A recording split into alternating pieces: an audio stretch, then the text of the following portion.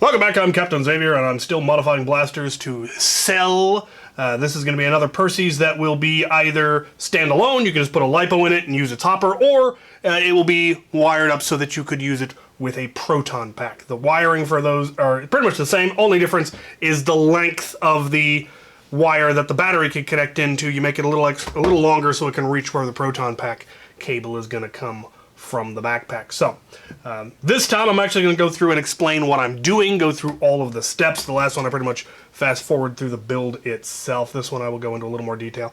It's not all that complicated. It is a hyperfire wiring circuit. So if you look up my diagram on the hyperfire and how it's wired, it's the exact same here. We're going to have motor braking on the pusher. We're going to have no motor braking on the wheels. We're going to have two switches. It's actually fairly simple. So first step, we need to get this thing open. So let's do that. Now most of the screws in this blaster are the same. There's only a few you kind of need to remember. There is a pair of smaller screws up here on the jam door. There is a short screw here on the battery housing. And normally, this front screw here was a long screw, unless I'm not the first person into this blaster, or the previous one I did had the long screw. There may be one long screw. Remember where that one is. The rest should all be the same size. Never did find a long screw. Let's not worry about it. Alright, we're going to make one train. We're not going to make a train. We're going to make one modification to the far side of the blaster. We are going to take these two screws out and take out the safety. This blaster is going to have an electronic lock, and we really don't need a safety. They're just required to put one in for legal reasons, I assume. And the wiring that we're going to be putting in here is likely to get in the way of this anyway, so we're just going to take that out. We will not be reusing those screws, and that's all we need to do to that side. So we can set that aside until we got to put it back together. In here, we are going to take note of where various screws are, and then we're going to start taking them out. So we've got a cover plate here that we're going to take out and not reuse. And it's probably broken anyway, because every one that I've seen, it's broken. So we won't be reusing either of those parts. We will need the rev switch, two screws to take out, the trigger switch, or rather the firing trigger. We will be reusing these screws, so don't lose them.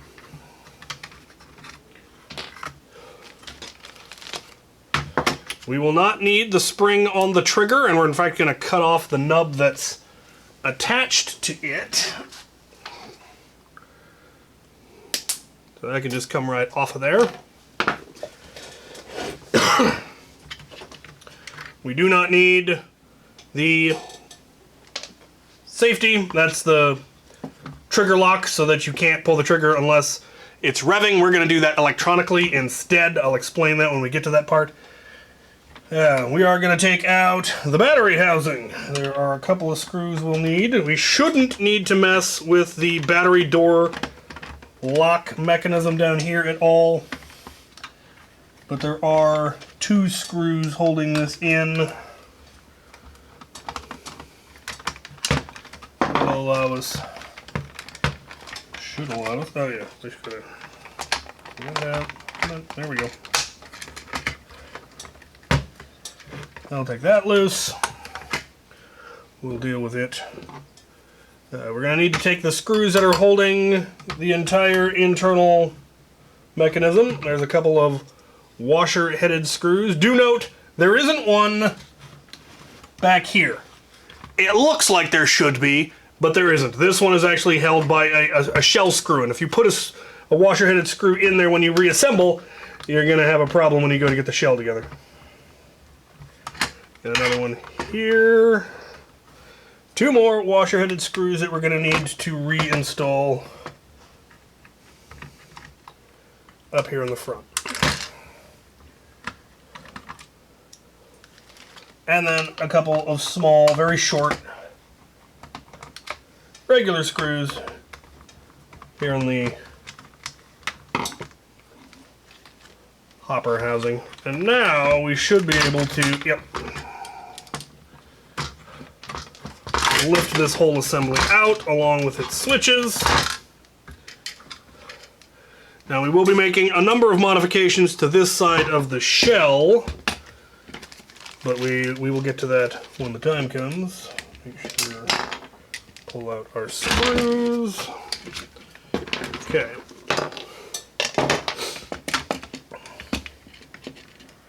First things first, we're going to clip the wires leading to the battery tray. And then there's a screw on the battery tray here on the other side. Going to take that out.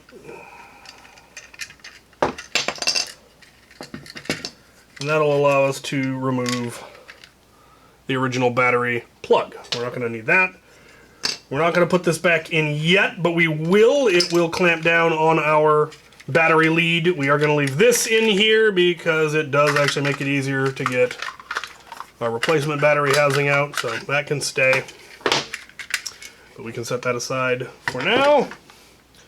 Let's take a look at this. We have 2 screws up here that will need to get taken out.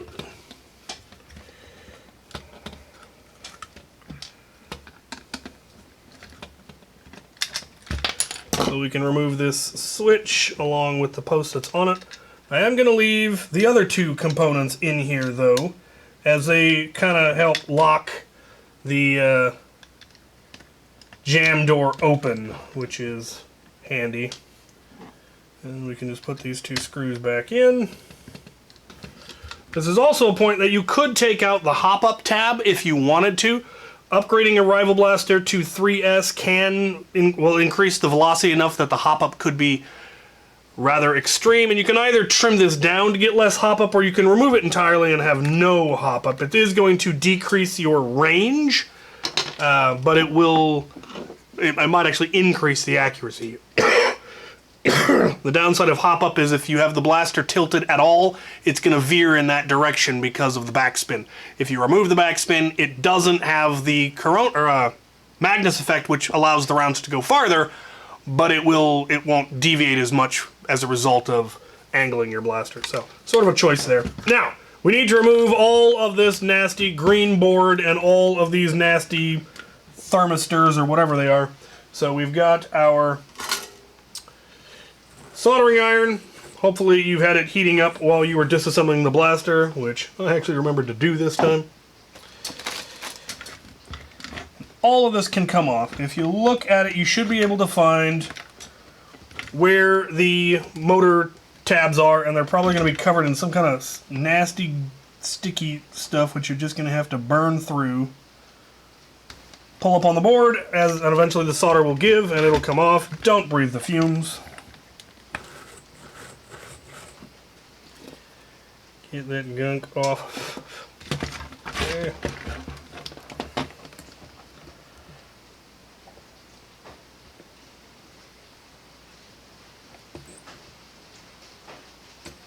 There we go.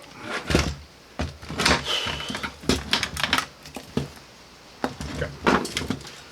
There's our flywheel motors removed. We're not going to replace the flywheel motors. The motors in most Rival Blasters are 360 motors, whereas things like Krakens and Valkyries are a 130 motor. They're much, much larger. They draw a lot more current. They've got a lot more torque.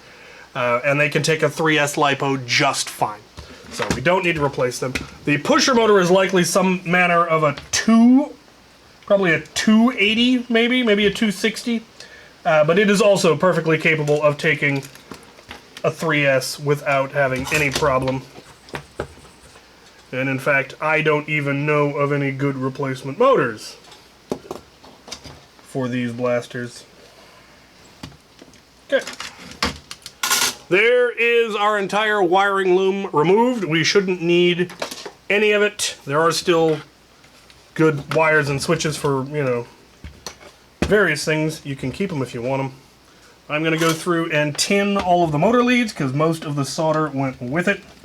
So we're just going to add some additional solder so it'll be easier to connect the wires later.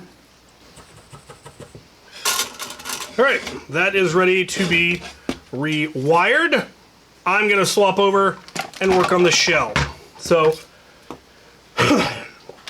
Two areas that we're going to be modifying are right behind, or where the switches used to be, because we are replacing the switches. If you get the Out of Darts Perses kit, which I highly recommend, it is very, very much worth it. It comes with a pair of switches and a pair of switch plates. They will probably come in random colors because the color does not matter. And then there is a third part which goes onto the back of your rev switch. It can just be pushed on. You can glue it if you want, but it's not going to be able to fall off. We are going to need to do some significant dremeling to get these in place. The first one, this one, is going to drop in right here, and what you need to do is Dremel pretty much everything in this area so it's the same level as the switch, and that will allow this to fit in and for the switch to put over it. The other one, this one, which has more flat, is going to go right here, and again you're going to have to Dremel it down until you've got just a little bit of gap between this hole and that screw post, which is a post that holds this tab in place. This will be sitting on top of that tab, and that screw will help hold it in place. So that is where that is going to go. And for this, we're going to need to do some dremeling. You might be able to do most of it with side cutters if you wanted to. I might give that a try just for academic purposes. Okay, I was able to cut away most of it, but I am going to need to do a little bit with the Dremel just to clean it up. Switch will go right there. Trigger will go right there. And just make sure it moves freely. It's not catching on anything. If you need to trim a little bit or sand down that tab that was added, I'm getting just a little bit of catch on there. I'm just gonna trim. All right.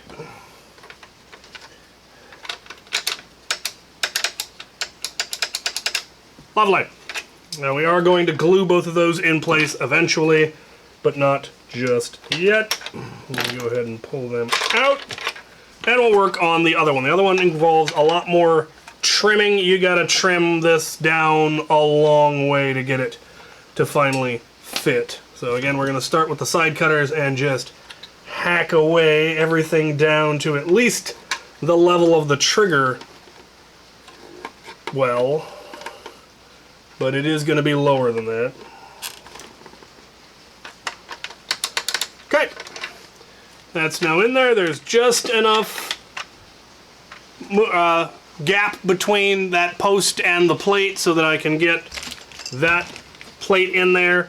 When the trigger is in place, the button on the switch is right in the middle. And it works beautifully. There is not a whole lot of extra room. You do have to solder things in the right places. This normally closed pin, the NC pin, we are going to be soldering to that. You need to make sure you solder on the inside, not the outside, or it will get in the way and prevent you from pulling the trigger. It's a very economical use of space. We can glue this one in place. We can't glue this one in place until we have the rest of the shell in because it lies on top of that thing. All right, I'm gonna go ahead and glue this lower one. And that should be all of the necessary shell work. The rest is just a matter of rewiring and routing wires. Let's get this cleaned up a little bit. Out of Darts provides you with all the wire that you would need if you were just making this a standalone blaster, but because I am going to make this so that it can take a proton pack, I am going to need a little bit extra red wire. Now there's ways you might be able to get around that if you made the cable on your proton pack a little longer so that it could reach all the way down to the battery housing. That would be one way, but I'm going to go this way. So, now as I mentioned, the wiring for this is just like a Hyperfire. It's fairly straightforward. It's a 2-switch system. There isn't a whole lot of complicated bits. There is one variable switch, and that is the trigger switch is going to be variable, and we will talk about that. We'll start by talking about the negative circuit. If we start at the XD60 connector, here in the battery housing. The first place that we're going to solder to is going to be the negative, which is the lower pin on the pusher motor. And then we're going to come across underneath, and we're going to go to the far 2 pins on the flywheel assembly, which is the negative over there. Now you can solder coming from the top, going down, whichever you prefer. You could split it, splice it, whatever. But it needs to go to both of these pins and to the lower pin on the pusher motor. We will then be using the small wire, the thin blue wire that came in the kit, and you could use, you know, purple wire or whatever else, but it's a good idea to have this be a different color just so you remember what it is. And that is going to go from that negative pin on our pusher motor back to the normally closed on our trigger. And this is where the motor braking is going to come from. So remember, negative goes to the normally closed.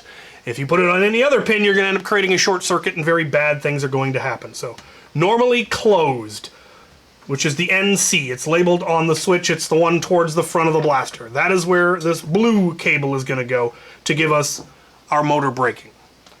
The positive line is a little bit more complicated as it has to go to a number of places and we'll be going through both switches. So if we start at the battery housing, as per spec, we're going to come up and around, and we're going to go all the way to the normally open on the rev switch, which is the middle pin, as it were, if you have the 3 pins lined up. The middle pin is going to be connected to the battery. And it's normally open, which means it's not connected when the switch is not pressed. When we press it, it's going to connect that normally open to COM, so we're going to have a positive line coming out of COM, and the first place we're going to stop is normally open on the trigger switch. This is where the trigger switch is getting its power. This is how we have our electronic lock, so the pusher will not operate unless you're revving. So that is where the power comes from there, and then it's also going to go from there across and to the flywheel motors, the positive leads, which are the rear 2 leads on our flywheel assembly. We will then have another positive line that's going to go, well, we then have our variable line, and I wish I had a purple wire that I could do this one in just because it makes it very obvious what is going on. But purple is going to go from the COM on the trigger switch to the positive pin on the pusher motor. And the reason it's purple is because it can be either red or blue, negative or positive, depending on the position of the switch. Because remember, we have negative coming in to the normally closed, positive coming in to the normally open. So when the trigger is not pushed, we have negative going through, which means we have negative going to both poles on our pusher motor, which is what halts the motor when you let go of the trigger, and that's motor braking. And you want the pusher to halt because you don't want to accidentally push one extra round in after the flywheels have slowed down. If we pull the trigger, it then connects positive through, positive goes to here, negative goes to here, the pusher spins up. So that is our circuit. I'll have a link to where I have the wiring diagram available down in the description. It's fairly straightforward. So let's do it. I'm actually going to start the soldering at the motors because it makes it a little bit easier to actually gauge the length of things.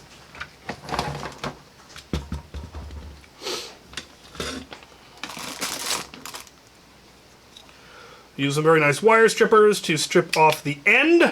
I'm then going to use a slightly fancier wire stripper to strip a section in the middle so that I don't have to splice wires together. I can simply solder from the broken section. Right there. Gives us a little bit extra to play with. We're then going to come around, do another splice here at our negative on our pusher motor.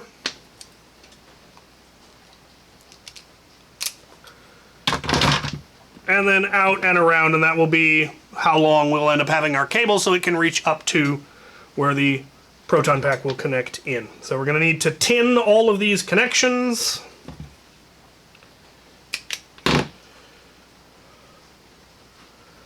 For that, we're going to want flux paste.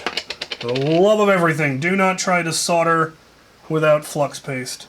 It will be arduous.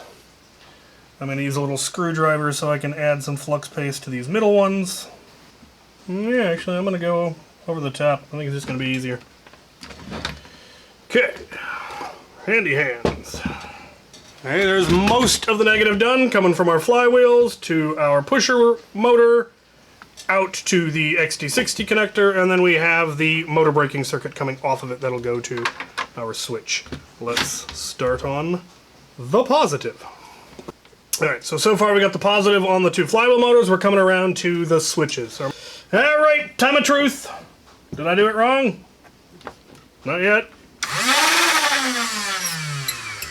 Wheel is spinning the right way. Pushers pushering. We're good. Let's button it up.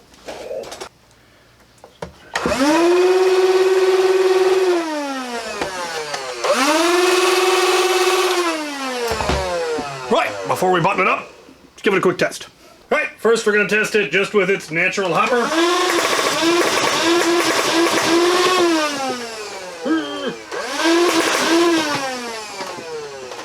These hoppers never did feed well.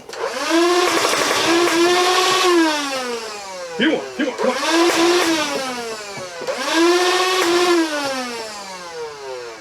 Right, on the little battery that I've got in here, it's coming in at around 100 FPS. That'd probably be a lot better if it had a full battery. But I can't be bothered. Alright, let's swap it over to the proton pack, and we're going to give it another try. Just a quick note on converting it. The proton pack adapter does just fit in where the hopper goes, but it isn't drop in. It's not releasable using this. I wish that were the case. That would have taken a lot more engineering and it would have made a much more complicated print. Instead, you simply have to take some of the screws out.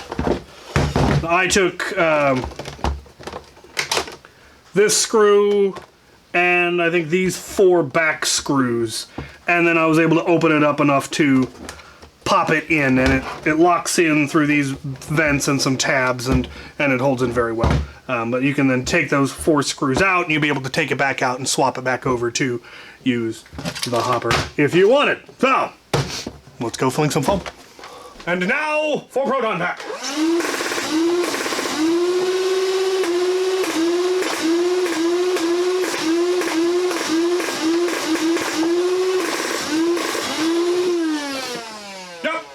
Yep.